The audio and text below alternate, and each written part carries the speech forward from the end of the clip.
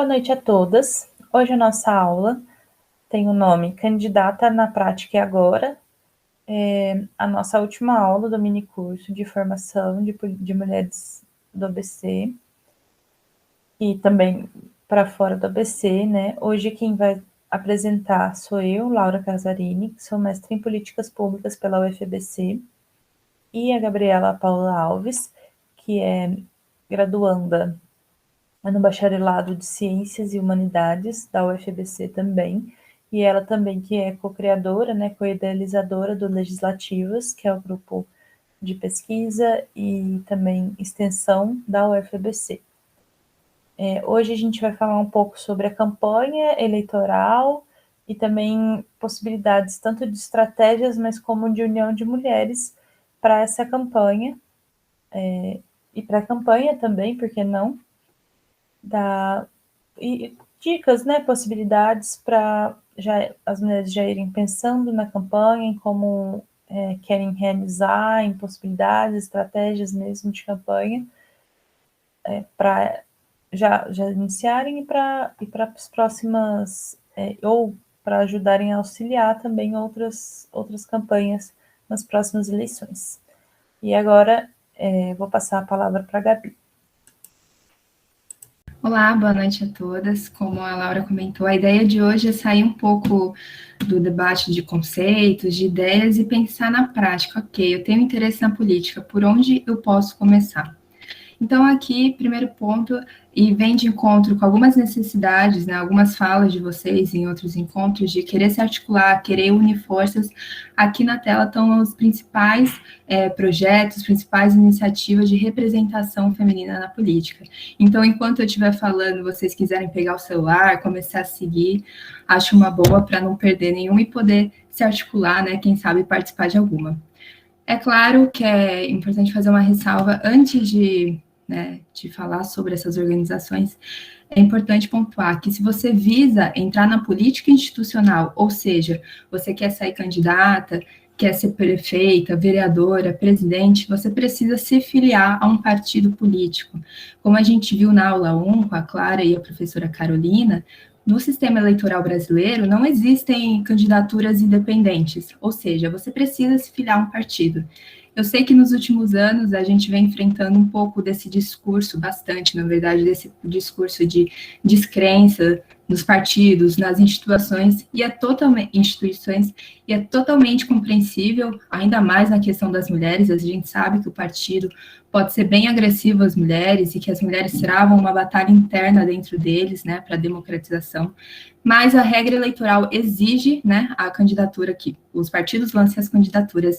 E mais importante do que isso, os partidos são importantes para a manutenção da democracia.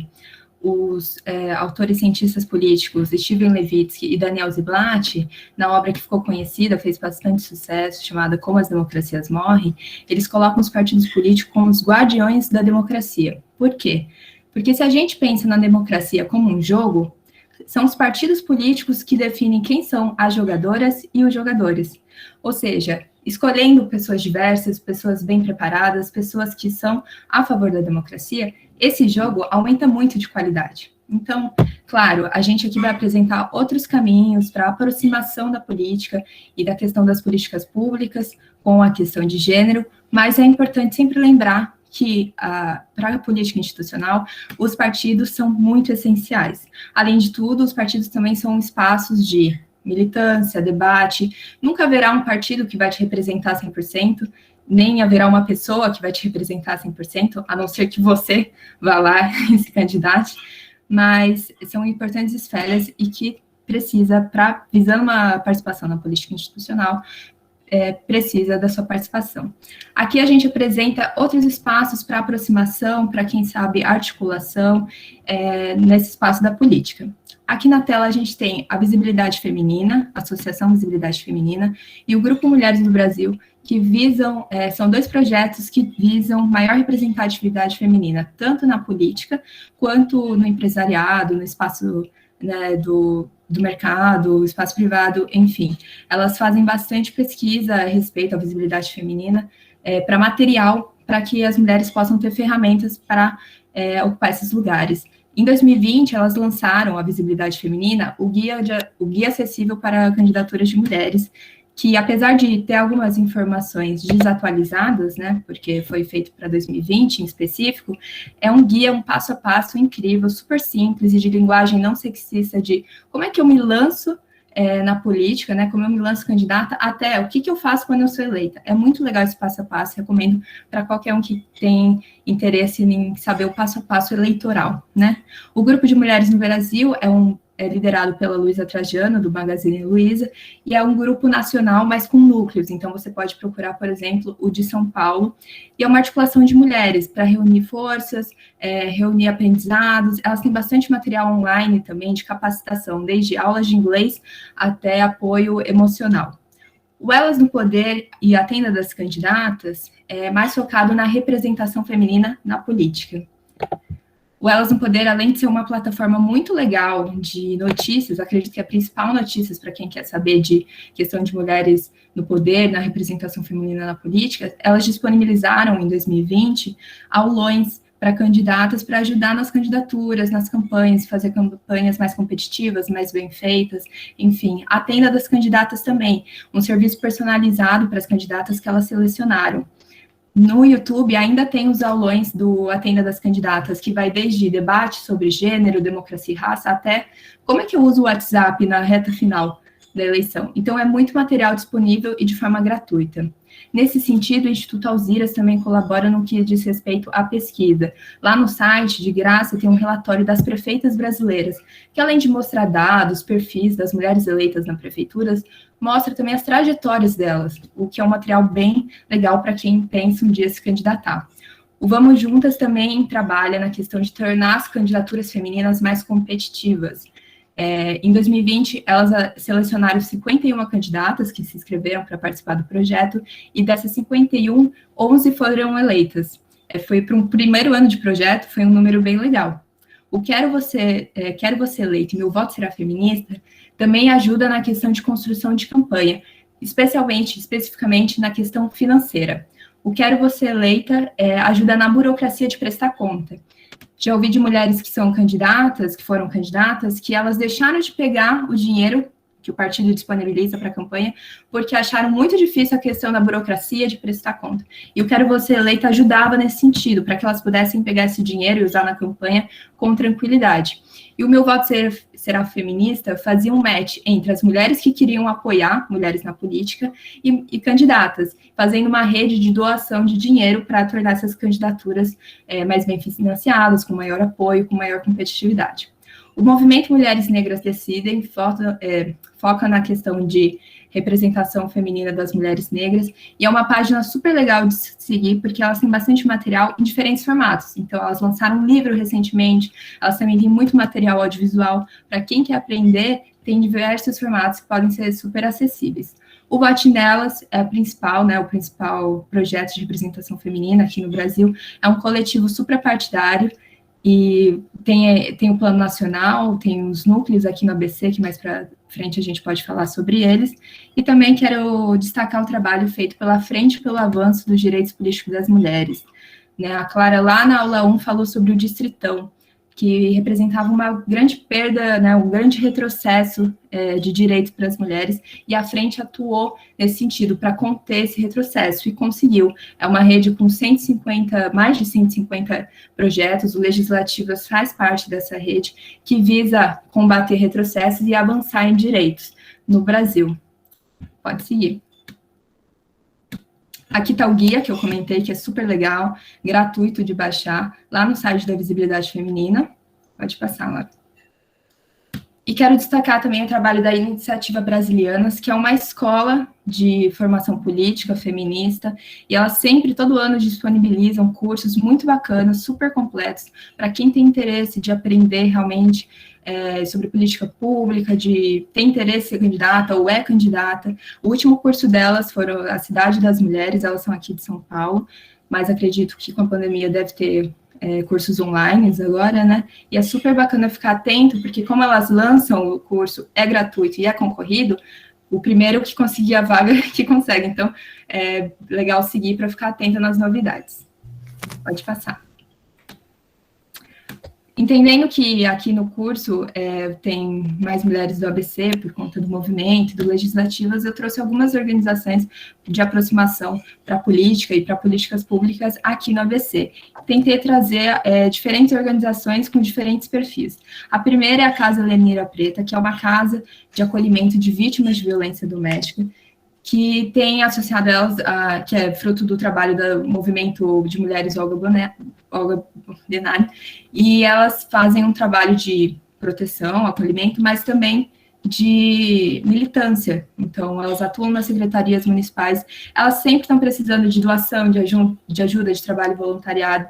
Vale a pena seguir, se for desse interesse, essa aproximação, especialmente nesse tema de violência doméstica. Já em outra pegada, tem o Politize, que é um projeto nacional, é uma iniciativa da Fundação Lehman, mas que tem núcleo aqui no ABC, em Santo André, em São Bernardo do Campo e Mauá, que tem uma função de formar líderes a partir de uma educação básica na política. Então, para quem está interessado de aprender o básico de o que é um cargo, como é o sistema eleitoral, tudo aquilo de base de política, o Politize pode ser uma boa ideia. O Vote Nelas tem núcleo em Mauá, em Santo André, em São Bernardo, São Caetano do Sul, e aí queria convidar, que eu sei que tem algumas representantes do Vote Nelas desses núcleos aqui no curso, para na hora do debate, falar um pouco, explicar, mas que elas fizeram um trabalho muito legal nas eleições de 2020, de dar visibilidade para as candidaturas femininas na região. Então, eram plataformas que você entrava, você via as candidatas, entrevistas com elas, foi muito legal esse trabalho. E, por último, quero falar da UFABC, que, né, como toda universidade federal, tem 3 objetivos, né, 3 missões: ensino, pesquisa e extensão, ou seja, servir a comunidade externa, né, a população ao redor da Universidade Federal, e que tem vários cursos, projetos, tanto para você se formar, então ter uma formação acadêmica, quanto para você trabalhar em problemas e construção de soluções da comunidade da ABC. Então, pode ser um espaço bem bacana para se inserir no contexto da ABC Paulista. Agora, gente, eu vou falar um pouco para vocês sobre... eu não vou entrar assim, nas regras especificamente todas, porque isso muda o tempo inteiro. Para quem quer fazer campanha, quer participar, tem que ficar atento, porque posso falar uma coisa hoje, amanhã já não valer mais, mas vou falar de modo geral o que pode e o que não pode numa campanha, principalmente nas redes, né, nas redes sociais, que é uma possibilidade muito interessante de campanha que a gente está trazendo aqui para vocês refletirem sobre como entrar, né, na campanha nas redes. O que pode, quando já está naquele período de campanha, né, quando é oficialmente uma campanha, pode pedir voto.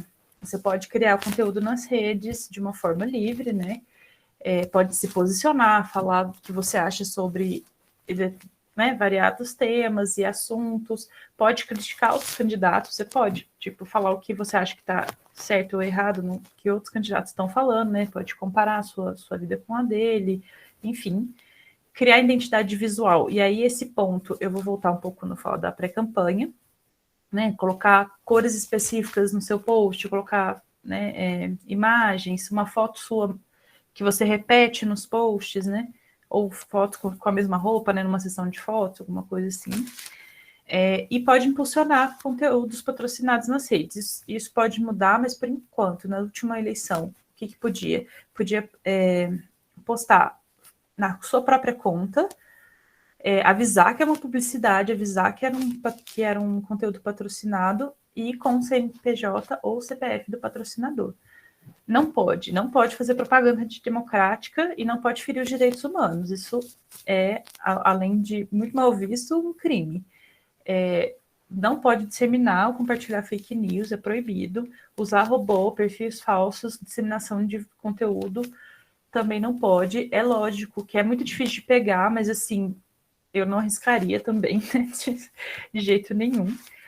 Não pode difamar adversário, eu falei que pode criticar, né? Mas sempre dentro de um debate democrático e com respeito. Não pode difamar, né? Não, principalmente a gente sabe, né? Mulheres têm essa carga da difamação muito grande, então não pode ser feito com você e também não pode fazer com outros candidatos ou candidatas. Não pode postar no dia da eleição nada. Nesse caso, eu estou falando um pouco mais específico das redes, né? Nem fazer propaganda paga na véspera. Aí, tanto não poderia contratar uma propaganda paga no rádio, num jornal, como também não pode fazer propaganda paga na véspera nas redes. E não pode fazer live com artista nas redes também, porque acaba caindo como um showmício. Nenhum artista que cante na sua live não pode, mas pode fazer live. Aí na pré-campanha, que é, né, infinito e além, desde a qualquer momento é uma pré-campanha, né, que não esteja dentro dos dias de campanha, você pode criar uma identidade visual, assim como pode criar na campanha. Mas ela não pode ser a mesma da campanha. Então, se você está usando uma identidade visual na sua pré-campanha, ela tem que ser modificada na campanha. Ou se você usou uma identidade visual na sua campanha anterior, para fazer uma pré-campanha, você tem que modificar ela de alguma forma. E não pode, é proibido, pedir voto enquanto não está em campanha. Começou, deu meia-noite do dia que começa a campanha, você pode pedir voto, ou do horário que eles permitam, né? Mas não pode pedir voto agora. Não estamos em campanha, é totalmente proibido. Então, são algumas das regras que a gente queria colocar aqui para vocês já irem pensando, né? Criando algumas possibilidades, porque a pré-campanha, ela não tem tanta regra, né? Porque ela é muito aberto, o que pode e o que não pode. Pode fazer praticamente tudo, mas tem que ter uma identidade visual diferente e não pode pedir voto. Aí, mais voltado também para a campanha, né? As estratégias. Tipo, você tem que planejar a sua estratégia de campanha. E de pré-campanha também, claro, por que não, né? Mas na campanha mais especificamente, você tem um tempo de campanha, né? Na última eleição foi acho que 1 mês e meio. Então, assim, criar um calendário de campanha. O que eu quero fazer no começo, o que eu quero fazer no final, ou quero fazer o mesmo tipo de estratégia do começo ao fim, mas o que eu vou fazer cada dia? Vou postar nas redes, como é que eu vou distribuir o meu material, tanto online quanto físico, né? Minhas postagens, vai ser vídeo, vai ser foto, o que vai ser? É interessante criar um calendário, pensar o que você vai falar em cada dia, e não, tipo, acordar e falar, ai meu Deus, o que eu faço hoje? Tem uma estratégia, né? Claro que um calendário é só uma programação, né? Não precisa seguir a risca, pode mudar, mas ter uma ideia do que fazer durante aquele tempo de campanha já mais ou menos programado. Pensar na equipe que você vai ter com você, tanto voluntários, né, amigos, família, quanto pessoal contratado, se for uma possibilidade, ou o pessoal do partido também, né, como voluntários na sua campanha. Voltando mais para as redes, a criatividade é muito importante na hora de fazer produção de conteúdo, né? A gente vê os blogueiros aí criando coisas maravilhosas e super criativas, diferentes. Então, vale também para a candidata, por que não, né? Então, ter um conteúdo informativo, sabe? Falar realmente com o seu público, por que você é candidato, o que você quer, e colocar propostas diretas, realistas. A Gabi vai falar um pouco mais sobre o papel, no final, sobre o papel de cada cargo do legislativo. Então, é interessante você saber o que você pode fazer para conseguir fazer uma proposta que seja realista, né? Que você consiga aplicar depois, ou pelo menos tentar. Falar do seu histórico, da vida, sua trajetória, como no seu bairro, por exemplo, na sua profissão. Você pode mostrar a sua história para contar para o outro porque ele deve votar em você, né? Porque você tem um histórico, você tem uma vida antes daquela campanha, né? Então é interessante colocar e postar sobre isso, é claro. Diferenciar você frente aos concorrentes, né? Por que você é melhor que o outro? É legal falar isso também, né? Tipo assim, não, mas eu tenho uma experiência muito maior. Eu estava ali, né, trabalhei na saúde durante 30 anos. Tem gente que não trabalhou e está falando coisas que não sabe como é que é o dia a dia e tal. São estratégias, né? Sempre, e é muito indicado que tenha uma comunicação afetiva com o seu possível eleitor e emotiva também. Tocar, né, no coração, tocar a pessoa pela emoção é muito importante. E interessante também para uma campanha.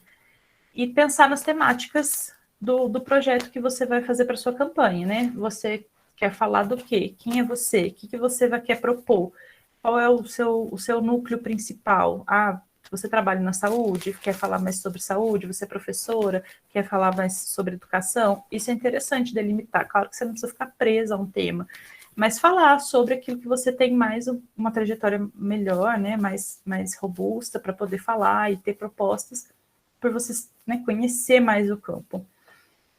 A campanha com dados, ela é muito interessante, desde uma campanha mais simples mesmo, tentar entender qual é a comunidade para qual você vai falar nas redes e sempre também presença e constância nas postagens. Se você quer fazer uma campanha nas redes, é pensar, tipo, tem que ter postagem, você tem que falar com o seu público, porque nem todo post vai chegar, então você quer que chegue o máximo possível, ter uma constância, uma presença forte é interessante, pensar em quem é o seu público, e também existem as estratégias com algoritmos, e você pode ter o seu partido, né, como a Gabi falou, o partido é muito importante, e as pessoas, existe muita coisa que dá para criticar, mas as pessoas também fazem o partido, então é interessante você conversar, entender o que o partido pode te dar para essa campanha digital, se ele tem estratégia com algoritmos, que é um pouco mais, uma campanha mais forte, assim, e ver o que tem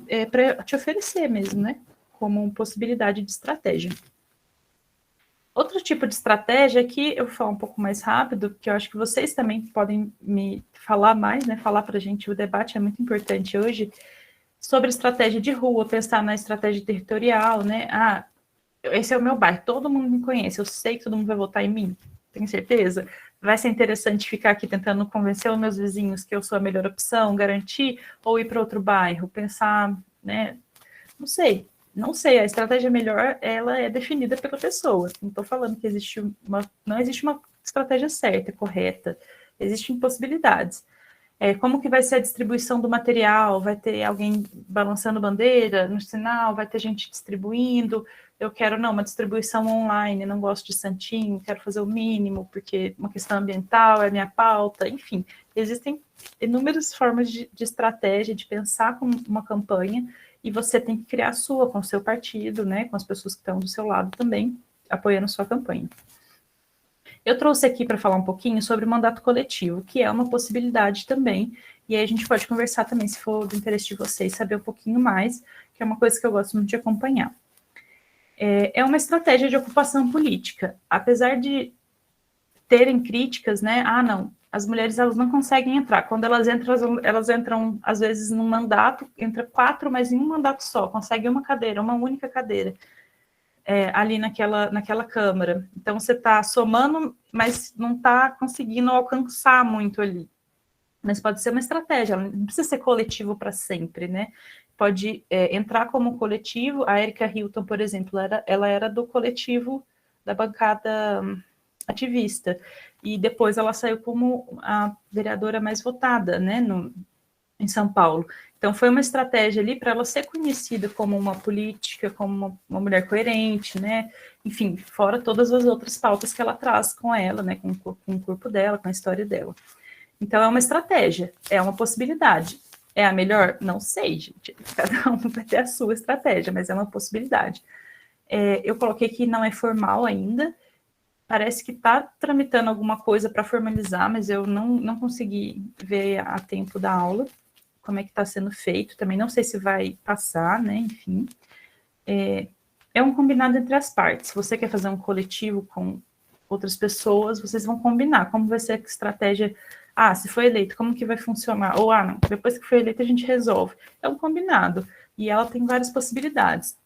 É interessante que tenha uma participação da população na construção, tanto do projeto de campanha, como depois, né, se for eleito, manter essa comunicação forte com a população, que é o que vem fazendo a maioria dos mandatos coletivos ou das propostas, ter uma questão de diversidade, porque é uma estratégia de ocupação política, então é interessante que tenha uma diversidade ali de pessoas diferentes bairros, diferentes trajetórias de vida, isso eu acho importante, não é uma necessidade, mas é interessante, e eu acho que essa soma, ela vem para diversificar mesmo, né? Pegar pessoas diferentes para criar um mandato, mas obviamente tenha um direcionamento, né? Um pensamento comum ali.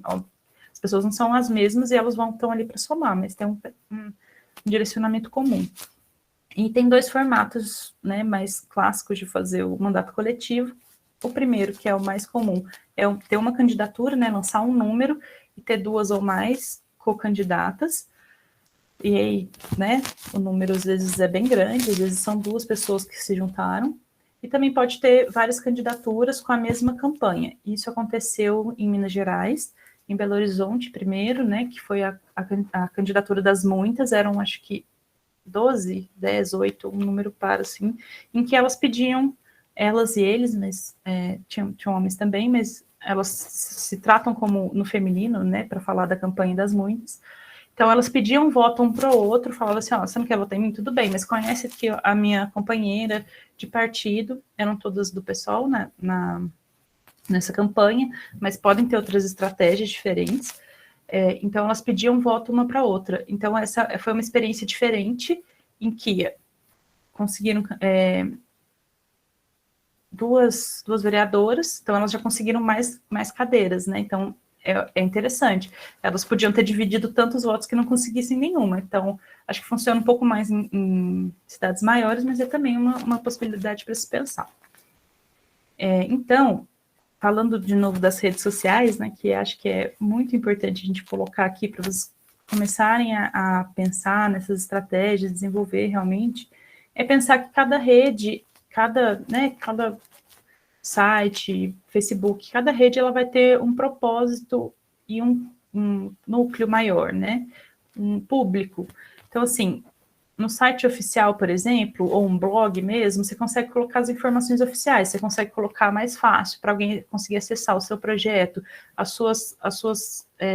os temas principais para você, colocar mais organizado. Se alguém te difama, por exemplo, você consegue se defender, fazer uma nota oficial e deixar ali num blog, porque no Facebook, no Instagram, até mesmo no WhatsApp, né, quando a pessoa te manda, às vezes você acaba perdendo aquela informação, então não fica tão fácil.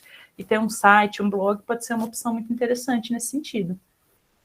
O Facebook, ela é a rede mais usada pelos brasileiros, então, assim, é importante ter um perfil, mesmo que seja pessoal, e aí vai da estratégia de cada um, achar que melhora uma página, já pode ter uma página com seu nome, né, você postar as coisas que você pensa desde então, né, fazer uma pré-campanha, e é legal fazer textão no Facebook, é um lugar interessante para isso. No Instagram, já é um conteúdo mais de foto, e agora também o Instagram falou que é uma rede social de vídeos, então é legal fazer desde live, vídeos curtos também são interessantes para colocar, se apresentar, por que não também, né? Colocar suas ideias, debater, chamar outras pessoas para fazer live junto. O WhatsApp é um contato direto com o seu leitor, então assim, você consegue falar com ele, ele consegue te responder, e é um contato muito... Se o leitor te deixa, te dá o número, então você tem que usar da melhor forma, né? Mandar informações, responder, dar uma atenção para, né, para dúvidas ou questões que seu leitor pode colocar. O YouTube também é legal para ter vídeo oficial de campanha, subir lá, né, para poder chegar fácil e até postar em outras redes, como o Facebook, por exemplo, fazer lives. E aí, gente, tem outras, né? Tem o Twitter, tem o Twitch, tem o TikTok, tem o Telegram também, que pode ser um pouco mais como o WhatsApp. E aí tem o nicho, né, que usa esse tipo de rede. Faz sentido para você? É um público que você conseguiria alcançar? Tem que entender e ver se vale a pena também, né? Porque não vale a pena ter, talvez, né? Não vale a pena ter perfil em todas as redes e não conseguir administrar, não chegar, né, a conseguir achar o seu público mesmo. Então, assim, às vezes é melhor ter um grupo no Facebook e debater ali. Às vezes, tipo, é o suficiente, entendeu? Chamar as pessoas para o seu grupo e debater as questões, colocar lá, escutar o que as pessoas estão falando. Então, aprender a usar as redes e os benefícios que cada rede vai trazer para você numa campanha. Agora, com a Gabi. Bom, entrou para um dos projetos, entrou para um dos partidos, seguiu as dicas e estratégias da Laura e foi eleita. O que faz cada cargo, né? Quais são as funções atribuídas aqui pensando no poder legislativo? Primeiro vamos começar com a questão da vereança, né? Muitas vezes isso é um cargo que fala, tipo, só serve para mudar nome de rua, ou falar para distribuição de cesta básica, para reservar vaga em creche. Primeiro que isso nem pode, né? Prometer esse tipo de coisa. Então, assim, não tem nada a ver. E as pessoas tendem a desqualificar, é um cargo que não é importante. Sendo que, se você parar para pensar, é o cargo mais próximo da gente. É muito mais fácil eu contratar uma vereadora do que um governador. Então, olha que ferramenta poderosa de aproximação, né, do cidadão e da cidadã da política institucional. O que uma vereadora faz? A vereadora pode atuar na mudança, criação, extinção de tributos municipais, criação de bairros e distritos, e aí entra a nomeação de espaços públicos, estabelecer o chamado perímetro urbano, aprovar o documento orçamentário do município, o que é muito importante, né, pensar no orçamento, não tem como fazer uma política pública adequada se o orçamento não foi revisado, fiscalizado, enfim, se não está adequado. Elaborar o plano diretor, que aí tem a ver com a organização do território municipal, estabelecer regras de ocupação do solo, aprovar o plano municipal de educação, determinar o tombamento de prédios, ou seja, o que é cuidar da memória do município, o que é importante para a história do município. E, além disso, é responsável por fiscalizar as contas da prefeitura, os atos do executivo e dos órgãos municipais, ou seja, uma série de funções aí que muitas vezes são esquecidas nesse discurso que tenta desqualificar o cargo de vereança e a política institucional. Esses discursos que desqualificam, muitas vezes também objetivam nos afastar, né? A gente acha que não é importante, então a gente não ocupa. Então, é bom mostrar quais são as funções, e são funções bem importantes. O que faz uma deputada? Uma deputada pode ser uma deputada estadual, que vai atuar, vai representar o Estado e atuar dentro do Estado, ou uma deputada federal, que vai trabalhar, representar o Estado trabalhando no Congresso. É a função da parlamentar apresentar projetos de lei, de decreto legislativo, de propostas de emenda, e avaliar aqueles encaminhados por outros deputados, governadores, poder judiciário, pelos próprios cidadãos, agora com as plataformas online, isso tem sido mais possível. Então, tem esse sentido. Tanto a vereadora quanto a deputada é eleita por um mandato de 4 anos e por um sistema proporcional, que a Clara explicou lá na aula 1. Tem muito, esses valores, né, esse sistema, esse tempo de mandato atribuído a esses dois cargos, pela questão de que são cargos de representação dos interesses públicos. Então, precisa ter uma certa rotatividade, uma certa renovação, e precisa ser proporcional à representação da população, né? Essa é mais ou menos a ideia contida que define o sistema e o tempo de mandato dos dois cargos. E a senadora? A senadora, ela faz também o que o poder legislativo de fiscalizar, criar, extinguir leis, né, fiscalizar os outros poderes, mas o Senado tem, sobretudo, uma função de câmara revisora. Então, ela vai ser tipo um filtro. Quando a gente fala assim, a proposta passou da Câmara de Deputados e foi para o Senado, porque lá no Senado vai revisar, vai aprimorar, vai rejeitar até que eles acharem que está bom o suficiente para passar. Tanto que a própria arquitetura de Brasília foi pensada nisso, né? A Câmara de Deputados é uma concha aberta, porque ela é aberta aos interesses da população, e o Senado é fechado, porque é uma cúpula que vai revisar e aprimorar aquelas leis. E aí o mandato de uma senadora dura 8 anos, e ela é eleita por um sistema majoritário, ou seja, quem tem a maioria dos votos vence.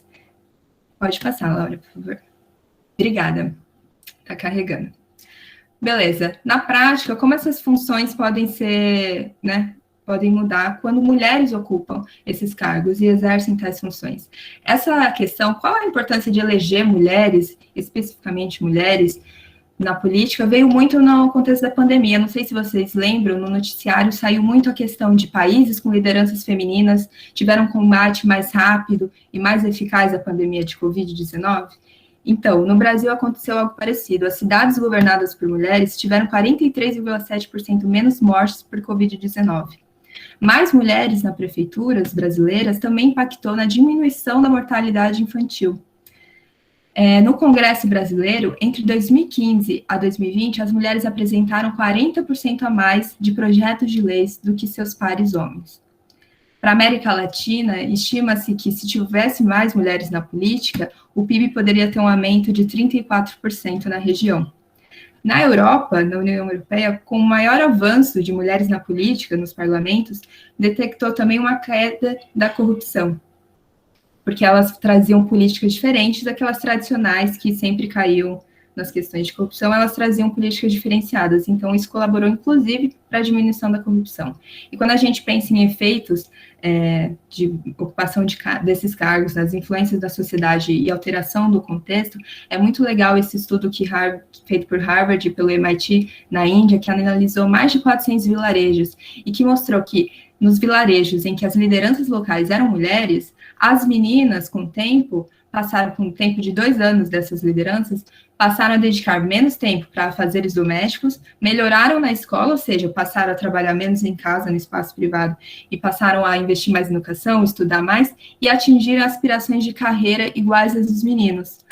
Ou seja, vendo mulheres em cargos de lideranças, elas começaram a pensar, peraí, isso é possível para mim, eu posso ocupar.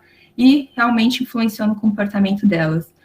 Ou seja, mais mulheres na política podem representar ou não, podem ser ou não ferramentas de mudança, de alterações no contexto presente, né, na nossa atualidade. Mas com certeza é uma semente de alteração do futuro, especialmente quando a gente fala das próximas gerações. Laura, pode passar para mim, por favor? E aí, quero finalizar com essa mensagem, né? Porque se vocês estão aqui, vocês têm esse interesse, né, na política, com certeza. Segunda, às 8 da noite, vocês têm sim esse interesse de entrar na política. Mas, para além de cumprir com seus sonhos, mudar a realidade que você vive, isso pode ser muito importante para as próximas gerações. E aí tem um poema da Rupi Kaur que diz: nosso trabalho deve preparar a próxima geração de mulheres para nos superar em todas as áreas. Esse é o legado que vamos deixar. Obrigada a todas por acompanhar essa aula e por acompanhar as últimas 3 aulas, né, por caminharem com a gente nesse curso de formação política. Muito obrigada, Mulheres no Poder ABC, pelo convite. E vou encerrar aqui para a gente encerrar a gravação para começar o debate.